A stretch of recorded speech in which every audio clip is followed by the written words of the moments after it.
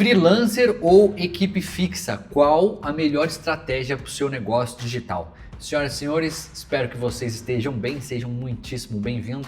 Hoje quero deixar aqui a minha perspectiva sobre esse tema, né? Se você faz mais sentido ter uma equipe ali só de freelancers ou até a sua equipe fixa no seu negócio para, obviamente, crescer cada vez mais. Bom, dito isso, gente, vamos lá.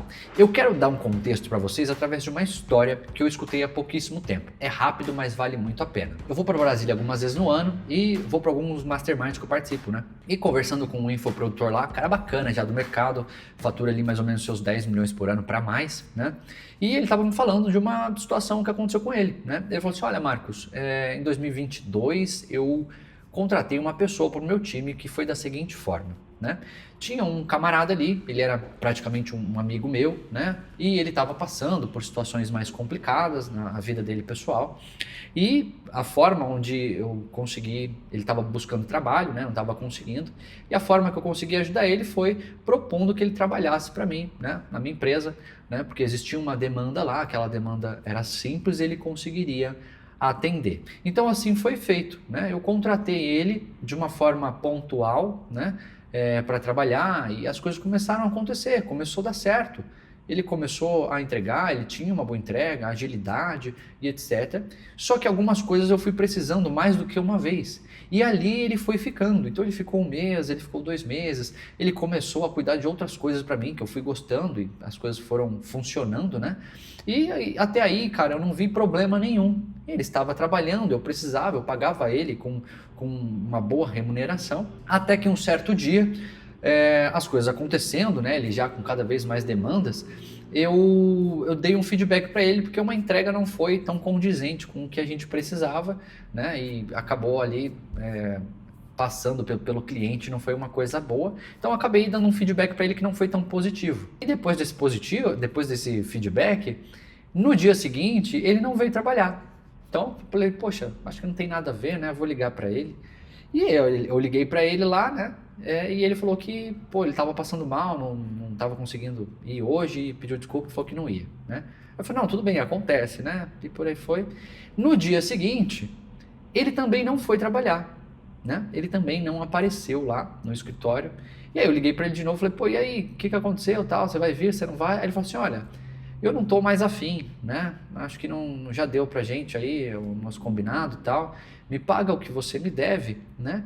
E a gente se encerra por aqui. Ele achou estranho, né? E obviamente por ter ali uma certa amizade com essa pessoa, ficou num clima um pouco ruim. Ele falou, não, tudo bem, então tá certo. Ele fez o pagamento, obviamente, ali de tudo que ele já tinha entregue, inclusive ele comentou que fez até um pagamento maior, né, do que já havia combinado para finalizar essa parceria, e ali se encerrou, né. A questão foi, depois de mais ou menos 3, 4 meses, né, no escritório, esse empresário fala que ele é chamado ali pelo interfone, né, a pessoa da portaria, e fala assim, olha, tem uma pessoa aqui tentando te entregar um documento, só que o senhor precisa descer para assinar, né? Então, ele desceu para assinar e chegando lá era uma notificação judicial, né? Nessa notificação judicial ele pega, sobe para o escritório e quem você acha que estava, né, processando ele por algum passivo trabalhista ali de cargas horárias de produção naquele momento, né? Infelizmente, era aquele colega que ele ajudou, era aquele amigo que ele estendeu o braço e que ele estava, né, infelizmente ali agora sendo prejudicado, tá? Então, gente, por que eu estou contando essa breve história para você? Que é uma história real e que eu escutei há pouquíssimo tempo. Porque independente do tipo de contrato que você tem com uma pessoa, você sempre vai estar vulnerável a um passivo trabalhista. A questão aqui é, quando você contrata uma pessoa, seja ela freelancer ou seja ela dentro do sistema CLT, você vai ter que, né, fazer o trabalho, fazer esse tipo de contratação mediante as regras, né, e objetivos daquela característica de contratação, certo?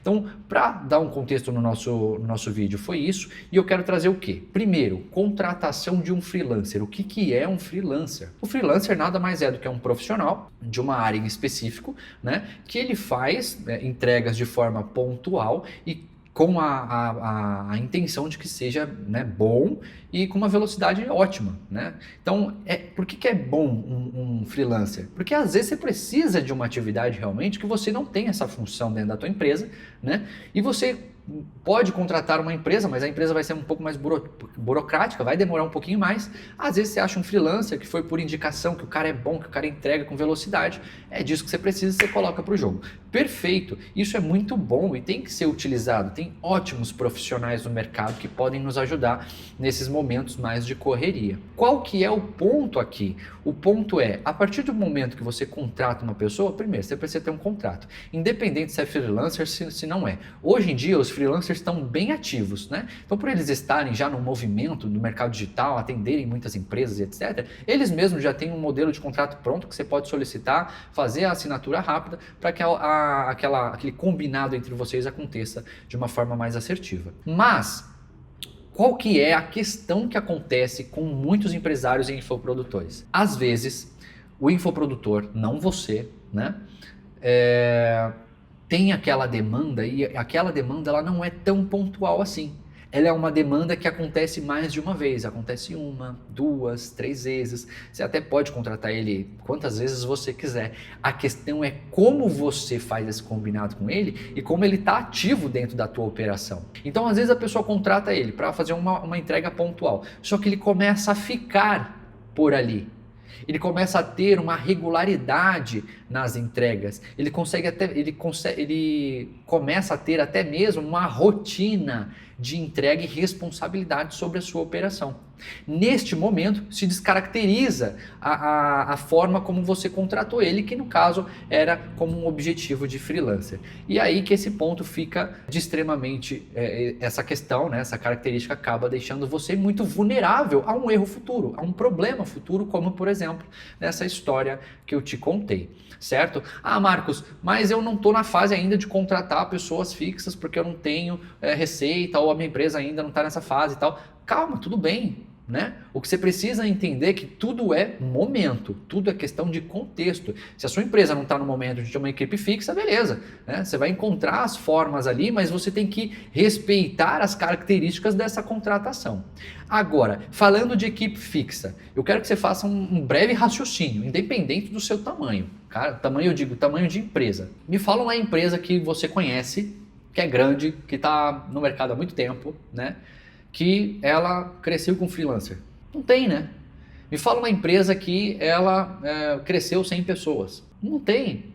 Por quê? Porque uma empresa necessariamente ela depende de pessoas, ela depende de funções, de habilidades, de competências diferentes e diversas, né, para que aquilo ali aconteça. Então, dito isso, é mais que necessário você ter uma equipe fixa, né, ter pessoas ali na sua empresa. Para pensar, para você crescer a sua empresa, você vai ter que ter pessoas ali todos os dias, fazendo determinadas coisas, vendendo, atendendo, planejando, executando, né? Tudo isso faz parte de uma estrutura, né, e de uma fase de crescimento da empresa, até mesmo do funcionamento. Esse é um funcionamento padrão, né? A gente precisa de pessoas ali. Então, o modelo onde tem pessoas fixas ali, seja no modelo home office, seja no modelo dentro de uma empresa, né, no mundo físico, cara, é excepcional. E sim, o freelancer é bem-vindo? Sim, ele é bem-vindo, desde que ele entregue o que ele tem que entregar, o contrato se encerre naquele momento que aquilo aconteceu e seguimos adiante. Tá? Então esses são os dois pontos que eu acredito que sejam extremamente importantes que vocês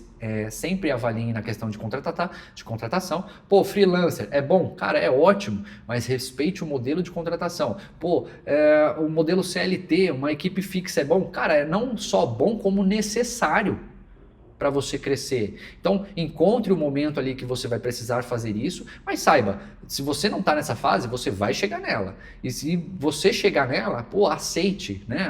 Estruture o negócio para que isso aconteça para o seu negócio continuar crescendo. Não é um ou outro, são fases e cada um vai te atender de uma forma diferente para questões diferentes. Então espero que você tenha gostado desse vídeo, que tenha te gerado clareza sobre questões de freelancer, contratação de pessoas num sistema fixo ou não. Se você curtiu, deixe o seu comentário, até mesmo sua curtida, né? E se você ficou com alguma dúvida, claro, manda uma mensagem para mim lá no direct do Instagram, vai ser um prazer te conhecer, saber sobre o seu negócio e a gente conversar um pouquinho mais. Um abraço e vamos em frente. Tchau!